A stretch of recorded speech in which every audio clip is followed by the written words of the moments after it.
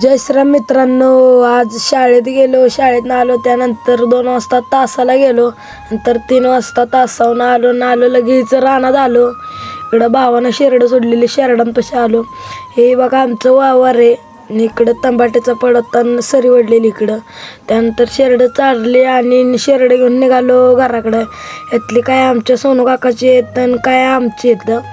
त्यानंतर शेडपाशी आलो. त्यानंतर गुरं पाणी पाजली. वासराला काय बॅलरमध्ये पाणी पिता येत नव्हतं, त्यामुळं बादलीत भरून ठेवलं.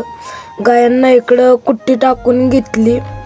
कुट्टी टाकून घेतल्यानंतर थोड्या वेळानं वरची डोंगरातली गुरं आली. तर 4 म्हस, गाय, खोंड आणि दुसरे एक जर्स कालवाड. त्यानंतर गोचड्या झालत्या बैलाला, त्या थोडासा स्प्रे मारला गोचड्यांचा.